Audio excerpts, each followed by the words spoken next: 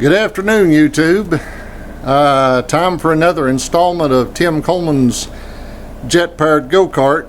It's been a while since I've posted anything, and I've done a little bit of work, so wanted to let you all know that I have made some progress.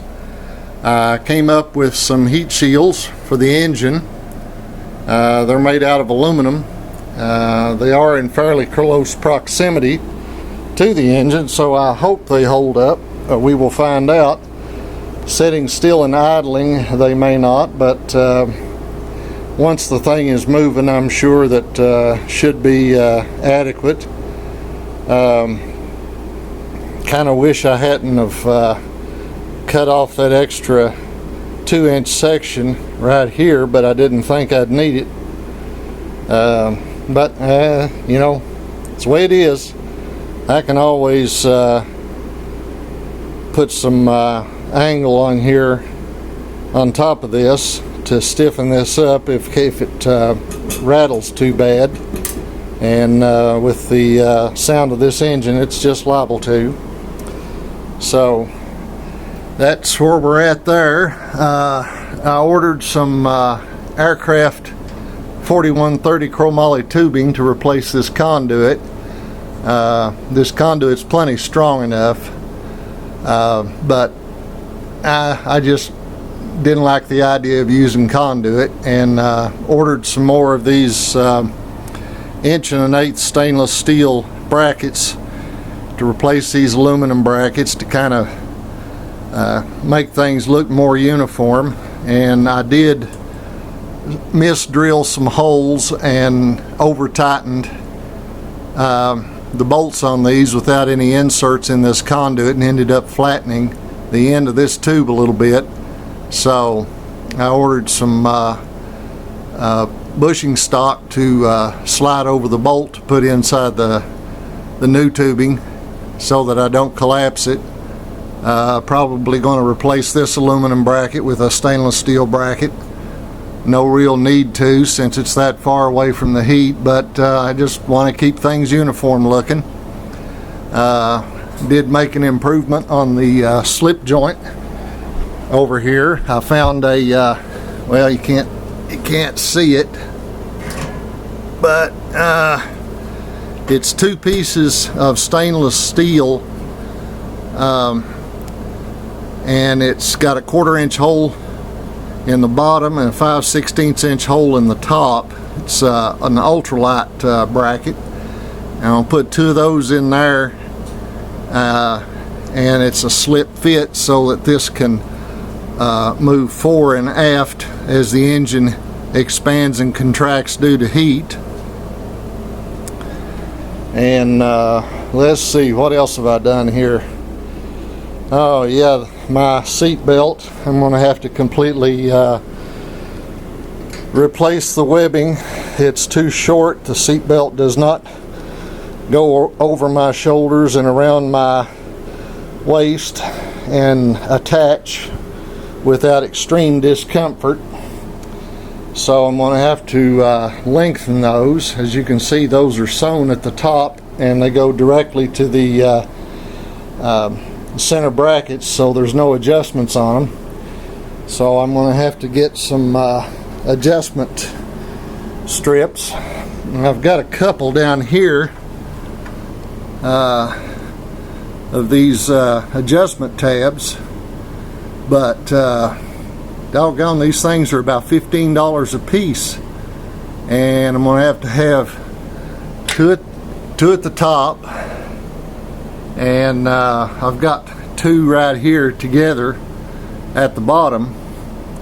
But if I cut this material, then that's going to be an issue unless I add a couple more straps. There's no place around here that I know of. There's not an upholstery shop or anything that can sew this. If I have one custom made, why, it's about as much as buying a racing 4-point harness, and that'd cost me a couple $100, and I'd rather spend that kind of money on a fuel system. I've decided I'm going to put my tank, lay my tank horizontally, the main fuel tank, fix me an outrigger here to hold a 30-pound aluminum tank, and put a flop tube in it so that it'll always lay at the lowest point and kind of tilt the brackets in a way so that it favors one end of the tank. That way it'll have access to the liquid propane under all normal conditions. I'm also looking at experimenting, when I get this thing to the point where I'm ready to start it, of using a regular 1 pound propane camping disposable cylinder to provide the gas for the starting. May not be able to get the volume through that little Schrader valve that's in the top of a propane tank, so I'm thinking about, if that doesn't work, then I'll probably turn it upside down and let it feed vapor in, and the vapor will be such a low volume that most likely it'll be able to get enough gas in the thing to do an instant start. That's an experiment. The only other option is either add a second smaller tank, like a 1 gallon or a 5 pound, 10 pound tank on the other side for the starting gas, which adds to the cost and the weight, or to really spend some big bucks on a forklift tank, about $400, with 2 valves on it, one for liquid and one for gas, which was what I was thinking about doing, but you pay a terrible weight penalty. Those things are about twice as heavy as a aluminum propane tank designed for an RV, and I'd rather go with the lighter weight. I've also done some work here on the boom for the steering assembly. I've got this temporarily bolted up here.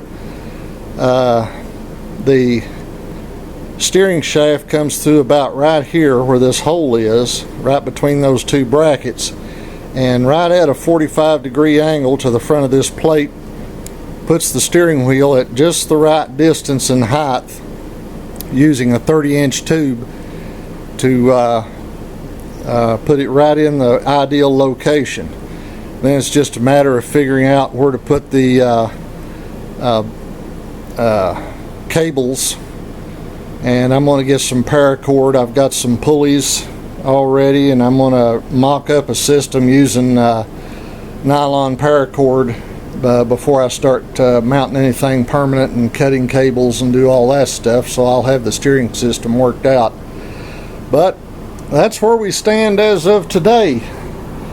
The brakes, the bands that I purchased for use with these brake drums are too short, got too large a gap between them, and it's going to cause the return spring to be rubbing the drum all the time, so I've got to get larger diameter. I got 4.5-inch brake bands. I probably should have got 4 3/4 or 4 7/8. So I'm going to rethink that. And then there's always the drum brake option, because Azusa makes a set of brake drums that will slide right in these. All I'd have to do is lengthen the axle slightly and put those brake shoe assemblies in there. By the time I experiment around buying different size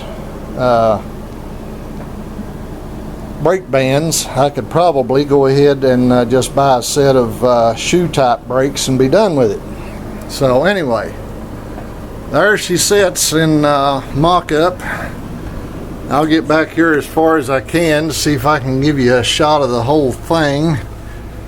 And well, no, I can't get the whole thing in frame, but for those of you that are wondering how in the world I'm going to get this out my door, it can be disassembled. The engine's easily removed. It's not permanently mounted. The axle struts, those black struts, those are not tightened down yet, so they can just easily be pulled off. The front axle can be pulled off. And the front boom, it just makes it a little bit longer. There's no stuff in the side to interfere with. The seat is narrow enough. So I think me and with the help of a couple of other people can turn this frame, kind of contort it sideways, and the mast is not tall enough. I think we can kind of jiggle and wedge and move it to get it through the front door. So those of you that have a garage workshop, be glad you've got that, because man, it is so much easier when you've got a workshop. I do not have a workshop. I'd love to have a workshop, but maybe someday. I found out that foot plate there, 12 by 12, by the time that I look at attaching a brake pedal and attaching the bracket for the lower steering bearing, the real estate is really going to be tight. So I'm hoping that I don't have to take that off and start over again on that, because I put a whole lot of work into that. That takes a lot of time to lay out and cut the angles and space all the rivet holes, drill them, and then shoot them into place. And I would rather not rebuild that if I don't have to, but if I have to, I have to. So that's where we stand, where we sit, where we hope, whatever. Appreciate you guys taking the time to watch. Those that have commented, I really appreciate it. Those that have watched, can't tell you how much I appreciate that. So just stay tuned. Every time that I do something, I'll try to take the time to post a video, let you guys know that I haven't given up on this project.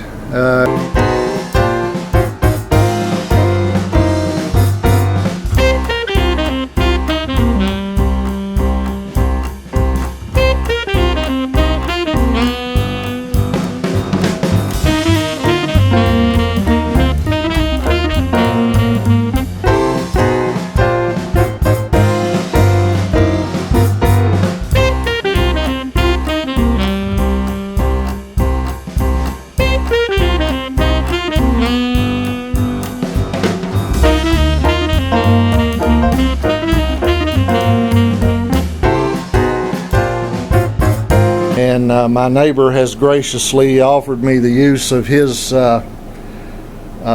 utility trailer to haul this thing around, to take it down for its first test run at our local combination drag strip airport, little privately owned field known as Combs Field. It's so we can legally drag race on it as well as operate aircraft on it. On a private field you can do that. You can on a public field without FAA waivers and all kinds of crap. But that's where we're at.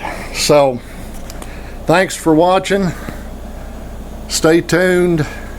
I appreciate everybody that's taking the time to waste a few minutes on these boring videos, and I appreciate the compliments, and thanks for watching. See ya.